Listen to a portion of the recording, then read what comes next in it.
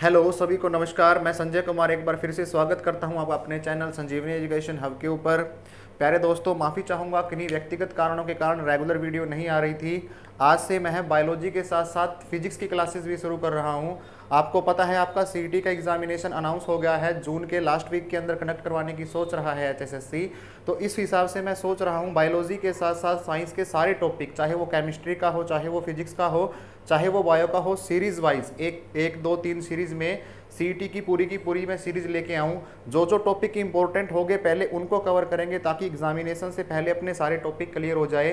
तो आज फिजिक्स का एक टॉपिक लेके आपके पास आया हूँ, बहुत ही इंपॉर्टेंट टॉपिक है। यहाँ से बहुत सारे क्वेश्चन उठने वाले हैं। That is the Newton law of motion. Newton साहब ने मोशन के, गति के कुछ नियम दिए थे प्यारे बच्चों। उन नियमों के बारे में आज हम डिस्कस करेंगे कि क्या क्या नियम दिए थे, क्या क्या उन्होंने मोशन के बारे में बताया था।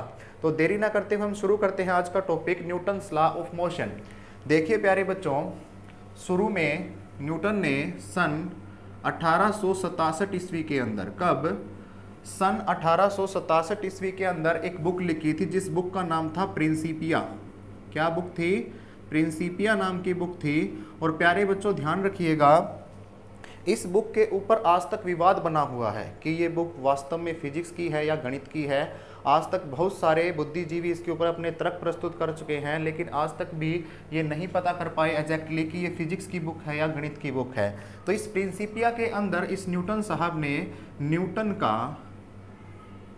का मोशन के अधीन कौन सा लॉ दिया गया था? फर्स्ट लॉ दिया था, पहला नियम दिया था। समझेंगे पहला नियम क्या बोलता है, बाद में इसको लिखेंगे, पहले सुन लो कि होती क्या है चीज़।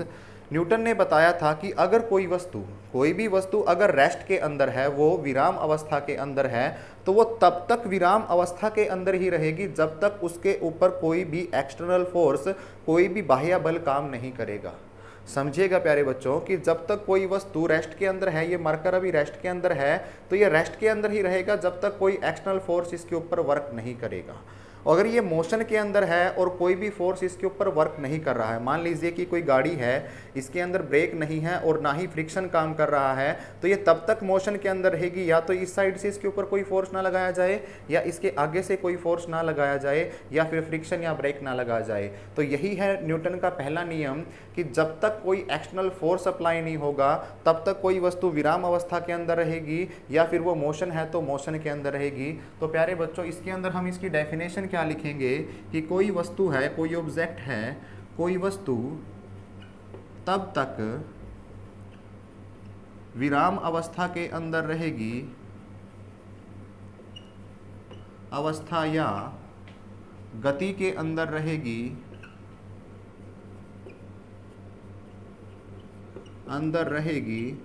जब तक उसके ऊपर कोई भी बाह्य बल ना लगाया जाए। बाह्य बल यानी कि एक्सटर्नल फोर्स अप्लाई ना किया जाए। अगर वो रेस्ट के अंदर है तो प्यारे बच्चों वो रेस्ट के अंदर रहेगी, अगर वो मोशन के अंदर है तो वो मोशन के अंदर रहेगी। यहाँ से क्वेश्चन देखो क्या उठता है, डेफिनेशन तो आपको सबको इससे ज्ञात हो गए। यहाँ से क्वेश्चन ये उठता है प्यारे बच्चों, इसी नियम को बोला जाता है लॉ ऑफ इनर्शिया। क्या बोला जाता है? लॉ ऑफ इनर्शिया भी किसको बोला जाएगा? इसी लॉ को बोला जाएगा लॉ ऑफ इनर्शिया। और इनर्शिया का मतलब क्या होता है? जड़त्व। क्या होता है? जड़त्व। इसका मतलब जड़त्व का नियम भी किसको बोला जाता है प्यारे बच्चों? ये न्यूटन्स का जो फर्स्ट लॉ है, पहला जो इसने नियम दिया था ना, वही क्या है? जड़त्व का नियम है, लॉ ऑफ इनर्शिया है। सर ये इनर्शिया क्या होता है, ये जड़त्व क्या होता है? समझिएगा, इसने जो बात बताई कि अगर कोई वस्तु रेस्ट के अंदर है तो तब तक रेस्ट के अंदर रहेगी जब तक कोई एक्सटर्नल फोर्स अप्लाई नहीं होगा, और अगर मोशन के अंदर है तो तब तक मोशन के अंदर रहेगी जब तक उसके ऊपर कोई फोर्स अप्लाई नहीं होगा। और इनर्शिया क्या होती है? ये वो प्रॉपर्टी है जो किसी वस्तु को रेस्ट में है तो रेस्ट में रखती है, और मोशन में है तो मोशन में रखती है। तो प्यारे बच्चों, इसी को बोला जाएगा लॉ ऑफ इनर्शिया, इसी को बोला जाएगा न्यूटन की गति का पहला नियम। इसके एग्जाम्पल बहुत इंपॉर्टेंट रहते हैं। क्या क्या एग्जाम्पल होते हैं न्यूटन की पहली गति के? तो बहुत सारे एग्जाम्पल है जो एग्जामिनेशन पॉइंट ऑफ व्यू से आपके लिए बहुत कार्यात्मक सिद्ध होने वाले हैं। पहला तो आप सबने फेस किया होगा, अगर कोई व्यक्ति किसी बस के अंदर बैठा है, कोई व्यक्ति किसी बस के अंदर बैठा है और जैसे ही बस चलती है ना आगे की तरफ, अगर बस आगे की तरफ चलती है तो जो पर्सन उसके अंदर क्या है बैठा हुआ है वो किसकी साइड जाता है? पीछे की साइड जाता है। आई बात समझ में? जैसे ही बस आगे की तरफ जाएगी तो पर्सन कैसे जाएगा? पीछे की तरफ जाएगा। समझिएगा इसमें क्या होता है, जैसे ही बस रेस्ट के अंदर थी उसके अंदर बैठा व्यक्ति भी रेस्ट के अंदर था। जैसे ही बस ने एक्सेलरेट करना शुरू किया तो जो व्यक्ति रेस्ट के अंदर था वो भी किसके अंदर आ गया? अब उसके ऊपर एक्सटर्नल फोर्स लग गया, वो भी गति करेगा। That will be the Newton first law of motion, obey the Newton first law of motion. Next जो एग्जाम्पल मैं आपको बताने जा रहा हूँ, अच्छे से नोट कर लीजिएगा इन एग्जाम्पलों को, कि अगर आप किसी बस या ट्रेन के अंदर बैठे हैं और वो क्या कर रही है? मूव कर रही है, चल रही है, और चलते चलते उसने क्या लगा दिए बच्चा? ब्रेक लगा दिए। तो ब्रेक लगाते ही आप किसकी ओर जाएंगे? आगे की ओर। क्या हो जाएगा आपका? आगे की ओर झटका लगेगा, आगे की ओर झुक जाएंगे। आई बात समझ में? उसके बाद देखिए, ये भी किसके कारण है? न्यूटन फर्स्ट लॉ के कारण। ये भी किसके कारण है? न्यूटन के पहले लॉ के कारण। तीसरे की अगर मैं बात करता हूं कि थर्ड क्या होगा, इसी के ऊपर एक काम करता है घुड़सवारी। घुड़सवारी भी किसके ऊपर काम करेगा? इसी के ऊपर काम करेगा। सर कैसे काम करेगा ये बता दो। सुनो प्यारे बच्चों, अगर घोड़े के ऊपर कोई व्यक्ति बैठा है तो जैसे ही घोड़ा एक्सेलरेट करना शुरू करता है तो उसके ऊपर जो घुड़सवार बैठा है वो भी पीछे की साइड क्या करेगा? एकदम पीछे की साइड जाएगा। और वो किस नियम को ओबे करेगा? वो भी सरब घुड़सवारी के ऊपर जो घुड़सवार होगा, जो हॉर्स राइडर होगा, घुड़सवार जो होगा वो किसको ओबे करेगा? Sir first law of motion को वो क्या करेगा? ओबे करेगा। 3 एग्जाम्पल मैंने बताए, दोनों बस के बताए, एक घुड़सवार का बताया।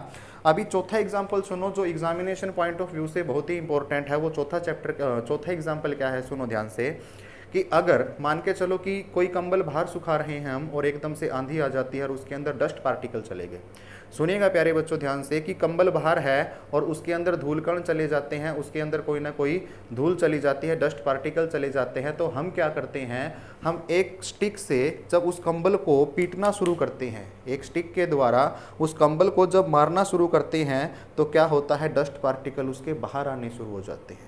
ऐसा क्यों होता है? समझिएगा कि जो डस्ट पार्टिकल थे वो रेस्ट के अंदर थे और तब तक रेस्ट के अंदर रहेंगे जब तक कोई भी एक्सटर्नल फोर्स, बाह्य बल उनके ऊपर काम नहीं करेगा। सुनिएगा, जब मैंने उसके ऊपर कोई बाह्य बल लगा दिया तो क्या हुआ? डस्ट पार्टिकल ने अपना रेस्ट से मोशन में आना शुरू किया और मोशन के कारण वो क्या आ गए? उस ब्लैंकेट से बाहर आ गए। तो चौथा एग्जाम्पल बहुत ही मेन और इंपॉर्टेंट यहाँ पे मैं स्टार करके लिख रहा हूँ, कि जब हम क्या करते हैं? कंबल को साफ करते हैं या कंबल को किसी लकड़ी से पीटा जाता है, कंबल को किसी लकड़ी से पीटा जाता है तो उसके जो डस्ट पार्टिकल होते हैं वो क्या आ जाते हैं प्यारे बच्चों? बाहर आ जाते हैं। डस्ट पार्टिकल क्या आ जाते हैं? बाहर आ जाते हैं और कंबल क्या हो जाता है? क्लीन हो जाता है। अभी जो नेक्स्ट एग्जाम्पल मैं आपको बताने जा रहा हूँ उसमें आपको मैं बचपन की कुछ यादें भी ताज़ा करूँगा। सुनिएगा प्यारे दोस्तों, हमने बहुत बार देखा है कि बचपन में एक फ्रूट होता था, हमारा बहुत ही फेवरेट फ्रूट होता था, दैट इज़ जामुन।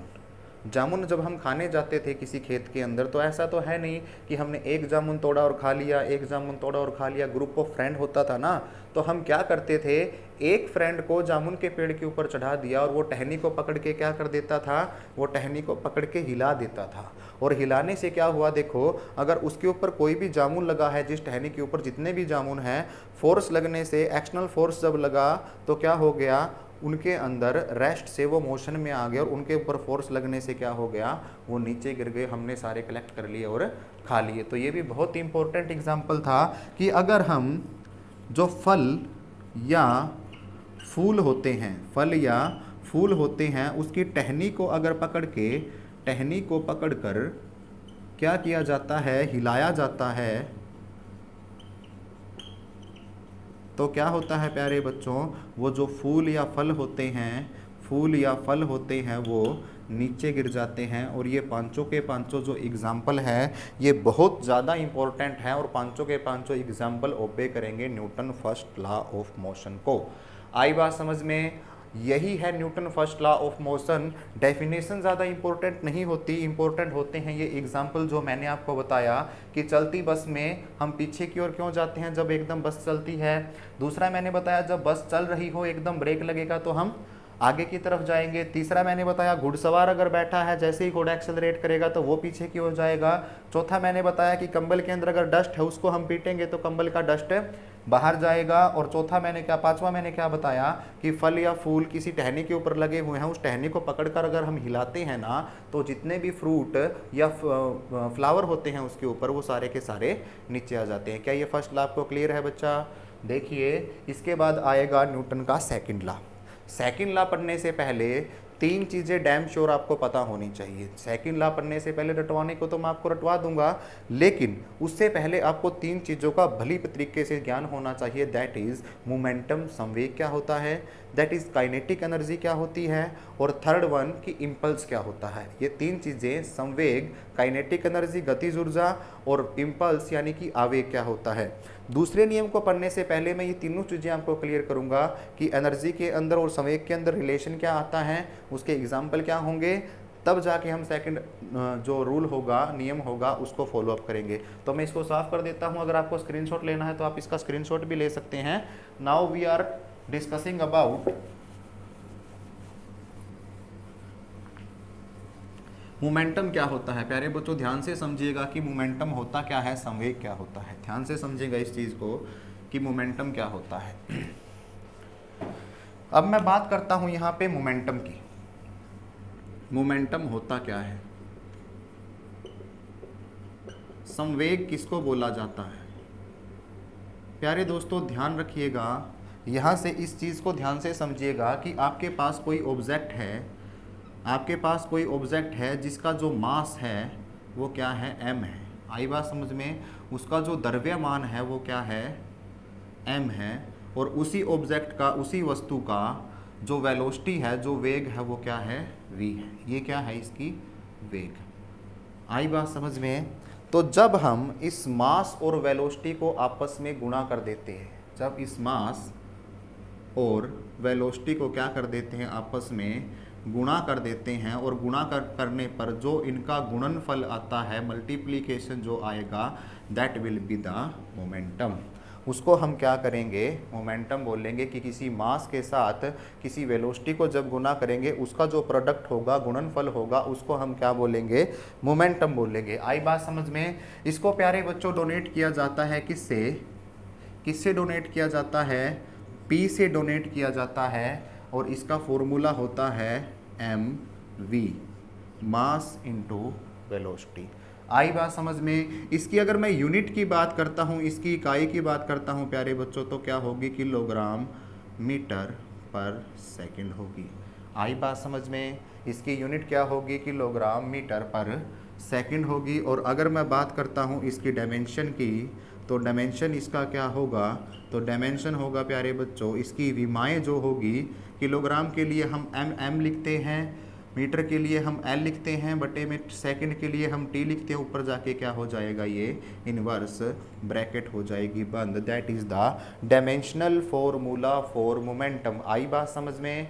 मोमेंटम क्या होगा, क्या होगा सर, मास और वेलोसिटी का गुणनफल होगा। इसको डोनेट करेंगे किससे, P से। इसकी यूनिट क्या होगी, किलोग्राम मीटर पर सेकंड होगी, और इसका डायमेंशन, इसकी विमा क्या होगी, mLT-1 होगा। आई बात समझ में? इसके बाद देखिए, अगर कोई वस्तु, ये कोई वस्तु है, इसका मास क्या है, m है, और इसकी वेलोसिटी क्या है, v है। ध्यान से समझिएगा इस कंसेप्ट को कि अगर कोई वस्तु है जिसका मास m है और उसकी वेलोसिटी v है, ये किसी वेलोसिटी v से क्या कर रही है, आगे बढ़ रही है।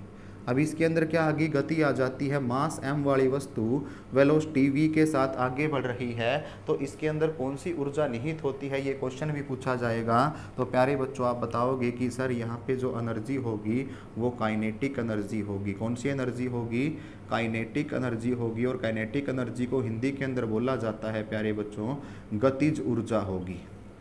ये वो ऊर्जा है, गतिज ऊर्जा, जो प्रोड्यूस होती है due to the motion of an object, किसी वस्तु के गति करने के कारण उसमें जो ऊर्जा आती है उसको हम क्या बोलते हैं, काइनेटिक एनर्जी बोलते हैं। गति के कारण जो ऊर्जा आती है, और इस काइनेटिक एनर्जी को अगर मैं काउंट करूंगा तो इसका फॉर्मूला होता है प्यारे दोस्तों m = ½ mv²। आई बात समझ में। आपको मास दे दिया जाएगा, आपको वेलोसिटी दे दी जाएगी, और आपको काउंट क्या करनी पड़ेगी, यहाँ से काइनेटिक एनर्जी काउंट करनी पड़ेगी। काइनेटिक एनर्जी की मैंने आपको डेफिनेशन बता दी कि किसी वस्तु के मोशन के कारण जो ऊर्जा उत्पन्न होगी उसको क्या बोलेंगे, गतिज ऊर्जा बोलेंगे। गतिज के नाम में ही है कि गति के कारण जो ऊर्जा उत्पन्न हो रही है उसको क्या बोलेंगे, गतिज ऊर्जा बोलेंगे। उसको अगर हमें निकालना हो तो कैसे निकालेंगे, 1/2 mv² से निकालेंगे, ½ mv²। लेकिन ये भी सबको पता है, एग्जामिनर आपसे कैसे खेलेगा वो देखो। एग्जामिनर आपसे पूछ लेगा कि आपने अभी मोमेंटम के बारे में बताया और अभी आपने काइनेटिक एनर्जी के बारे में बताया, तो क्या रिलेशन होता है मोमेंटम का काइनेटिक एनर्जी के साथ। काइनेटिक एनर्जी का मोमेंटम के साथ क्या संबंध होता है, बताइए जल्दी से। तो देखिए, अगर मैं यहाँ पर काइनेटिक एनर्जी के सूत्र की बात करता हूँ तो क्या होता है, 1/2 mv² होता है। आई बात समझ में। क्या होता है, 1/2 mv² होता है। अगर मैं ऊपर m से गुना करता हूँ और नीचे डिवाइड करता हूँ m से, तो क्या इसके ऊपर कोई फर्क पड़ेगा, नहीं फर्क पड़ेगा। अगर मैं इसको काट दूंगा ऊपर से तो वही का वही फॉर्मूला रहेगा, लेकिन इसके डेरिवेशन के अंदर अच्छा फर्क पड़ने वाला है। देखिए यहाँ से अगर मैं इसको देखूंगा तो क्या आएगा, 1/2 m² v² m, ऐसा कुछ आएगा, m² v²/m। यहाँ से जब मैं इसको सोल्व करूँगा तो कुछ ऐसा आएगा, mv²/2m। देखिए mv², m और v का मैं यहाँ पे होल स्क्वायर कर देता हूँ, /2m। अब देखिए यहाँ पे, देखिए इधर आइए थोड़ा सा, mv क्या होता है प्यारे बच्चों, mv होता है मोमेंटम, और नीचे क्या है 2m। तो क्या मैं इसको ऐसे लिख सकता हूँ क्या, p²/2m। बिल्कुल लिख सकता हूँ सर, क्योंकि मास इनटू वेलोसिटी किसके बराबर होती है, मोमेंटम होता है, संवेग होता है। That will be the relation between kinetic energy and momentum.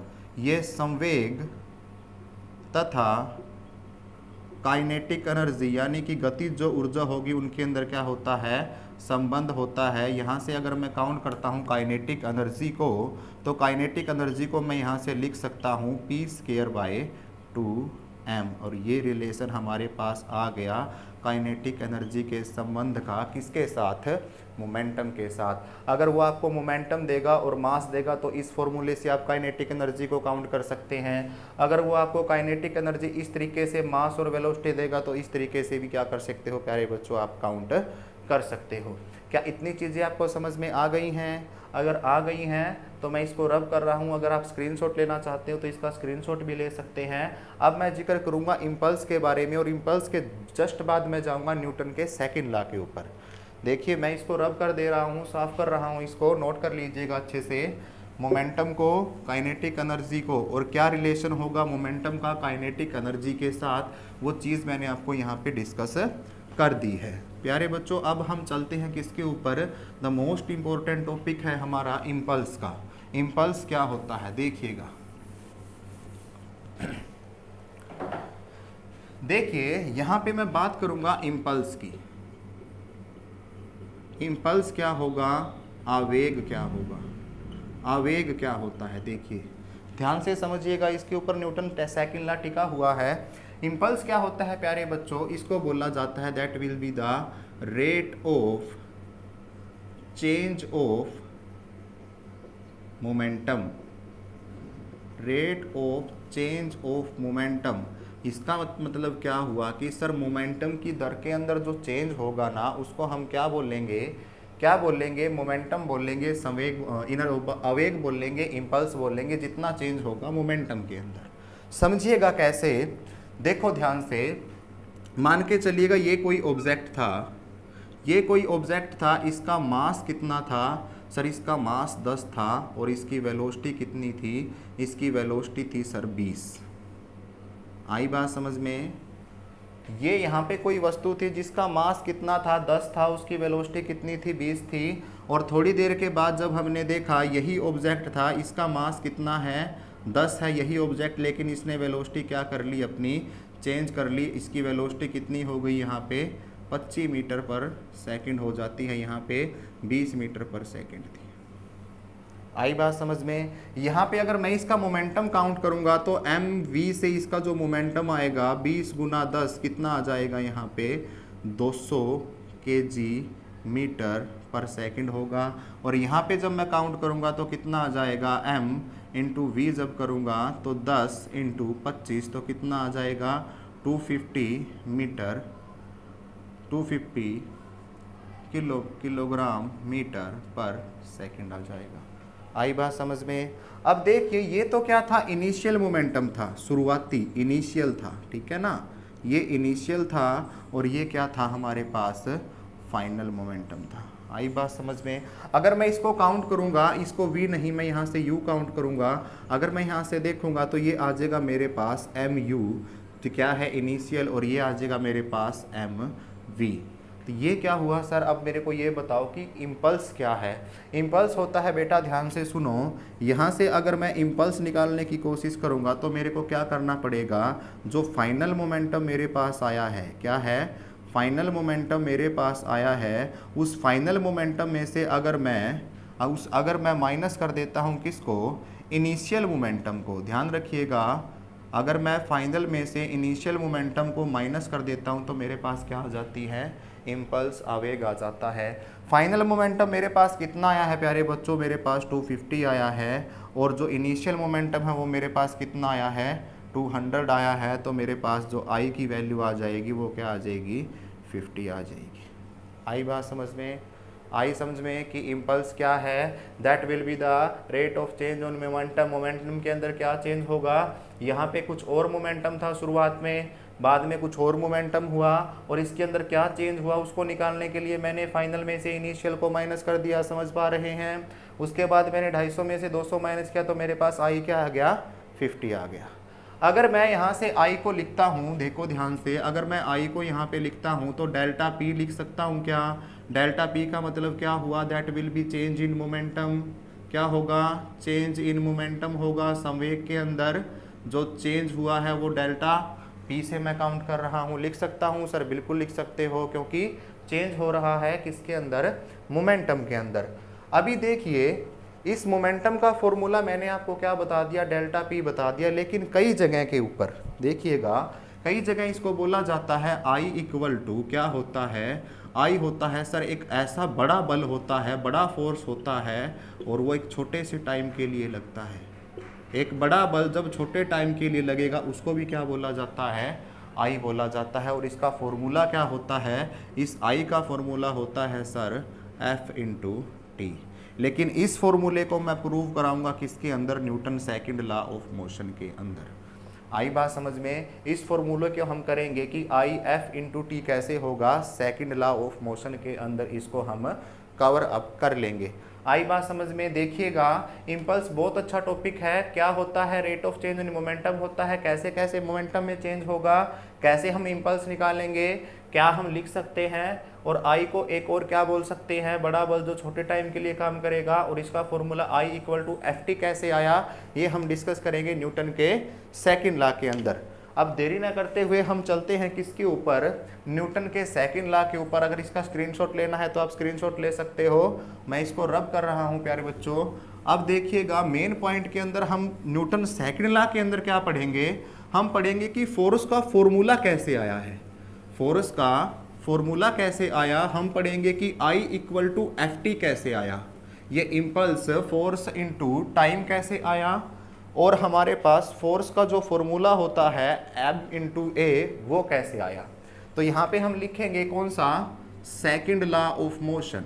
प्यारे बच्चों ध्यान से लिखिएगा, नोट कीजिएगा, सेकंड लॉ ऑफ मोशन। एक एक एग्जाम्पल अगर न्यूमेरिकल बनेगा तो न्यूमेरिकल भी हम इससे कवर करेंगे। सेकंड लॉ ऑफ मोशन क्या होता है समझिएगा इसको। सेकंड लॉ ऑफ मोशन हमको बताता है कि जो फोर्स होता है वो डायरेक्टली प्रोपोर्शनल होता है rate of change in momentum by time. समझो इसके कि ये क्या कहता है, इसने बोला कि जो फोर्स होता है वो डायरेक्टली प्रोपोर्शनल होता है किसके, चेंज इन मोमेंटम किसके, चेंज इन मोमेंटम, संवेग के अंदर जो परिवर्तन होगा किसी टाइम के अंदर, किसी समय के अंदर। आई बात समझ में? किसी समय के अंदर अगर मोमेंटम के अंदर परिवर्तन होगा तो वो डायरेक्टली प्रोपोर्शनल यानी कि समानुपाती होगा किसके, फोर्स के, या इसको बोला जाता है हिंदी में बल, और डायरेक्टली प्रोपोर्शनल क्या बोलते हैं, समानुपाती। कैसे होगा देखिएगा, यहाँ से मैं एक फॉर्मूला ड्राइव करूँगा अभी आपके पास। अभी हमने क्या बोला था, फोर्स क्या होता है, मास इनटू एक्सेलरेशन होता है। ये फॉर्मूला कहाँ से आया प्यारे बच्चों, ये फॉर्मूला हम देखेंगे कहाँ से आया है, मास इनटू एक्सेलरेशन का फॉर्मूला कहाँ से आया है। देखिएगा यहाँ से अगर फोर्स है तो यहाँ से चेंज इन मोमेंटम क्या होता है। अभी हमने इम्पल्स के अंदर किया, सर हम अगर चेंज इन मोमेंटम करना चाहते हैं तो हम क्या करते हैं सर, जो फाइनल मोमेंटम होता है उसमें से हम माइनस कर देते हैं किसको, इनिशियल मोमेंटम को, और नीचे टाइम है तो मैं क्या लगा देता हूँ, टी लगा देता हूँ। आई बात समझ में? चेंज इन मोमेंटम क्या होता है, फाइनल मोमेंटम में से इनिशियल मोमेंटम। अभी इम्पल्स के अंदर मैंने करवाया था आपको, यहाँ से नीचे टी आ गया। अगर मैं यहाँ पे m equal to v minus U by T करता हूँ ना, तो क्या होगा, ये m मैं बाहर ले लेता हूँ, मास आ गया। और प्यारे बच्चों v minus U by T ये फॉर्मूला किसका होता है, एक्सेलरेशन का फॉर्मूला होता है, त्वरण का फॉर्मूला होता है। आई बात समझ में? किसका फॉर्मूला होता है, एक्सेलरेशन का फॉर्मूला होता है। यहाँ से ये m ऐसे की ऐसे, और इस फॉर्मूले से मेरे पास क्या आ गया a, तो यहाँ पे फोर्स का फॉर्मूला क्या बन जाएगा, मास इनटू एक्सेलरेशन।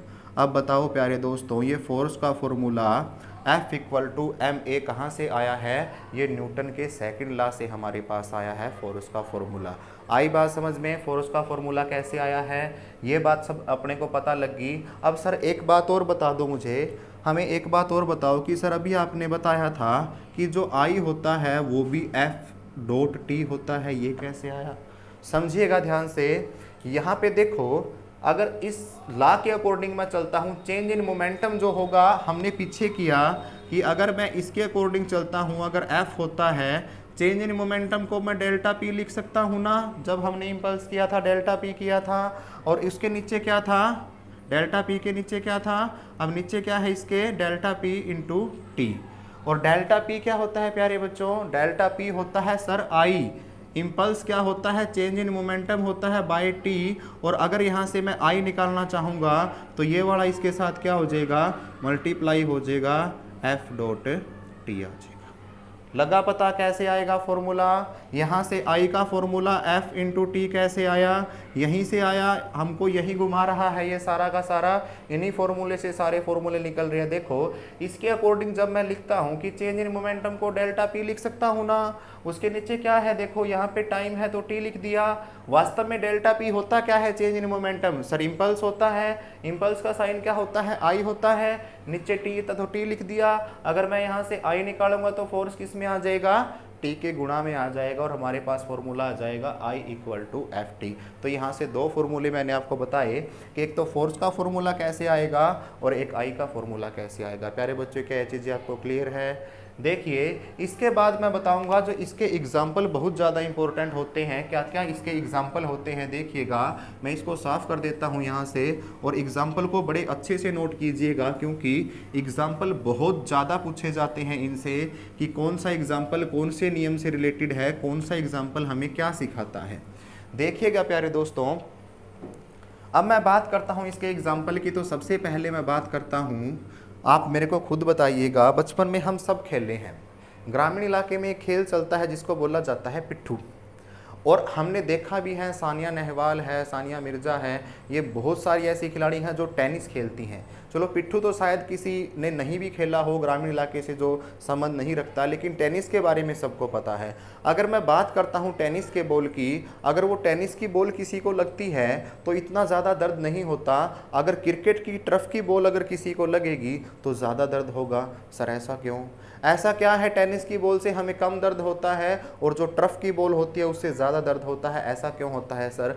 समझिएगा दोस्तों, इसमें क्या होता है कि जो टर्फ की बॉल होती है ना, उसका मास ज़्यादा है। क्या ज़्यादा है? उसका मास ज़्यादा है। लेकिन जो टेनिस की बॉल ही है उसका मास क्या है? कम है।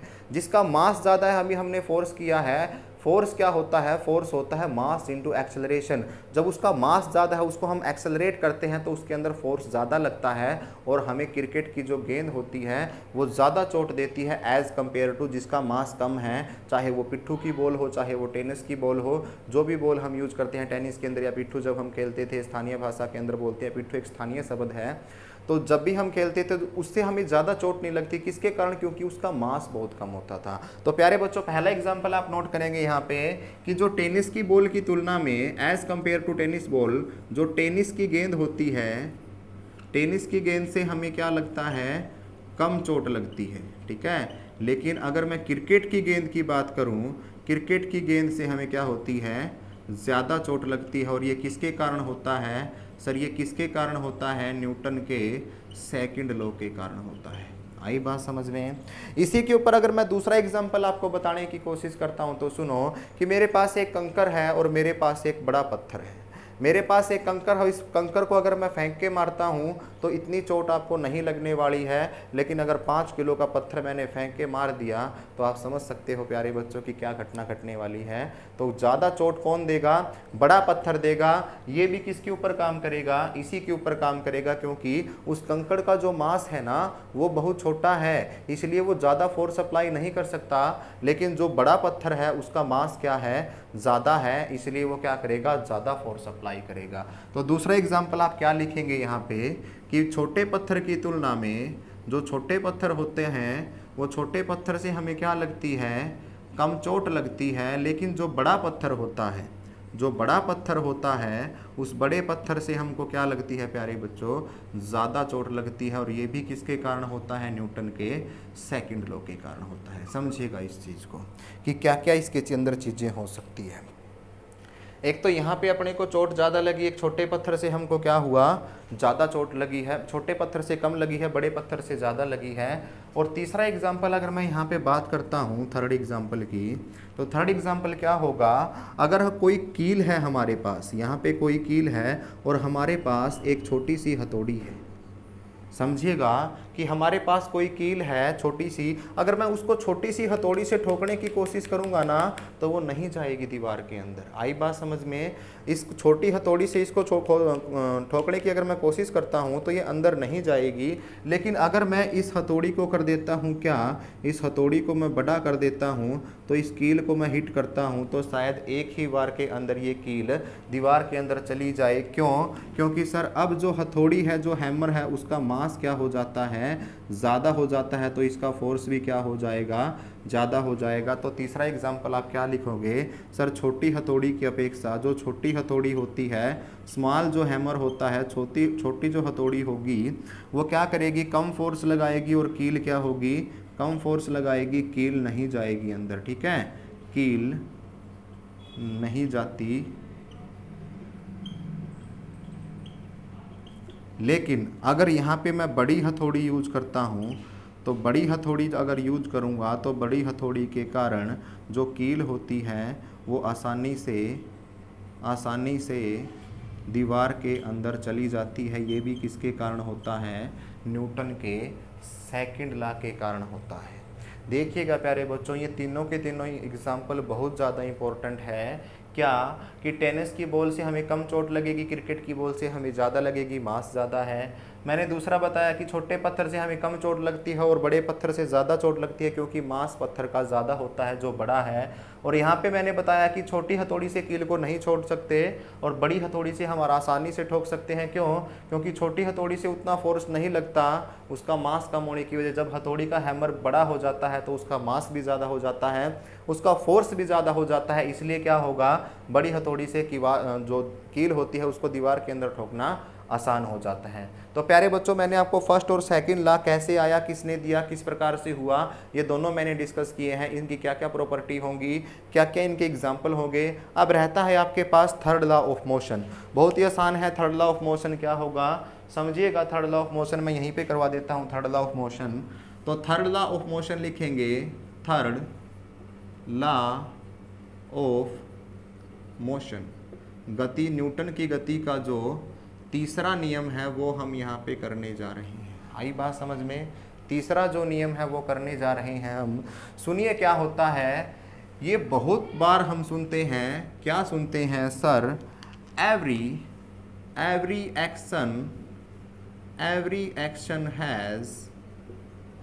Action has equal and opposite reaction. इसका मतलब क्या हुआ सर, जो प्रत्येक क्रिया होती है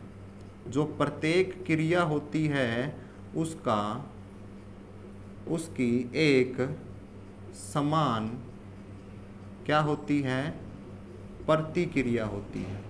समझिएगा इसको कि जो एक क्रिया होती है, प्रत्येक जो क्रिया होती है उसके समान उसकी क्या होती है, प्रतिक्रिया होती है। कैसे? जैसे कि मैंने किसी को थप्पड़ मार दिया, आई हिट समवन, किसी को मैंने या स्लैप्ड समवन, मैंने किसी को थप्पड़ मार दिया, तो मेरे हाथ ने उसके गाल के ऊपर जो फोर्स लगाया है ना, उसकी बॉडी भी मेरे हाथ के ऊपर उतना ही फोर्स लगाएगी, उतनी ही गति से लगाएगी। आई बात समझ में कि मैंने एक एक्शन कर दिया कि मैंने उसको थप्पड़ मार दिया, मेरी बॉडी ने उसके ऊपर फोर्स लगा दिया, तो उसकी बॉडी ने मेरे ऊपर भी फोर्स लगाया, और इसी वजह से क्या हुआ। ये तो सेंसेशन का फर्क होता है कि गाल पर सेंसेशन जो दर्द होता है वो ज़्यादा होता है, हाथों पे कम होता है, इसलिए उसको थोड़ा ज़्यादा फील होगा गाल के ऊपर, लेकिन चिरमिराहट तो अपने को भी फील होगी क्योंकि इक्वल फोर्स लगाया है उसने। आई बात समझ में। दूसरा इसका अगर मैं एग्जाम्पल, इसके इंपॉर्टेंट है, पहला एग्जाम्पल तो सीधा क्या होगा, अगर आप किसी को क्या मारते हो, थप्पड़ मारते हो, तो थप्पड़ जब अब किसी के शरीर पे लगता है तो उसका शरीर भी क्या करता है, वापस से उतने फोर्स से क्या लगाता है, अपने शरीर के ऊपर फोर्स लगाता है। पहला एग्जाम्पल। दूसरा सबसे इंपॉर्टेंट एग्जाम्पल इसके अंदर क्या होता है, देखिए मैं इसको एक बार साफ कर रहा हूं और यहाँ पे इसके एग्जाम्पल लिख रहा हूं, अगर आपने इसको नोट कर लिया हो तो अब इसके एग्जाम्पल देखो। थर्ड लॉ के क्या क्या एग्जाम्पल होंगे, बहुत इंपॉर्टेंट एग्जाम्पल है, बहुत ध्यान से लिखिएगा, एग्जाम ओरिएंटेड एग्जाम्पल है थर्ड लॉ के सारे के सारे। देखिएगा थर्ड लॉ ऑफ मोशन की मैं यहाँ पे बात कर रहा हूँ, न्यूटन का जो थर्ड लॉ होता है। अगर पहला तो मैंने बताया कि अगर किसी को आप हिट करते हो तो वही अपने ऊपर फोर्स लगता है जो हमने उसके ऊपर लगाया था। दूसरी बात मैं अगर यहाँ पे करता हूँ, जैसे कोई नाव चल रही है, क्या चल रही है, कोई बोट चल रही है, कोई नाव चल रही है पानी के अंदर, यहाँ पे कोई बोट चल रही है पानी के अंदर। आई बात समझ में। पानी के अंदर जब हम बोट चलाते हैं तो यहाँ पे जो नाविक बैठा होता है ना बोट चलाने के लिए, इसके हाथ में क्या होता है, चप्पू होते हैं। क्या होते हैं, चप्पू होते हैं, और इस चप्पू से वो क्या करता है, पानी के ऊपर फोर्स लगाता है। पानी के ऊपर जब ये फोर्स लगाएगा तो पानी उसी फोर्स को दोबारा लगाएगा किसके ऊपर, बोट के ऊपर। आई बात समझ। जब इसने पानी के ऊपर फोर्स लगाया तो इस पानी ने इस बोट के ऊपर फोर्स लगाया, और इस फोर्स की वजह से ये बोट क्या होती है, आगे चलती है। आई बात समझ में। इसकी वजह से क्या चलती है, ये आगे चलती है। तो ये भी बहुत अच्छा एग्जाम्पल है कि जब चप्पू चलाते हैं ना, चप्पू की वजह से नाव का आगे चलना। आई बात समझ में।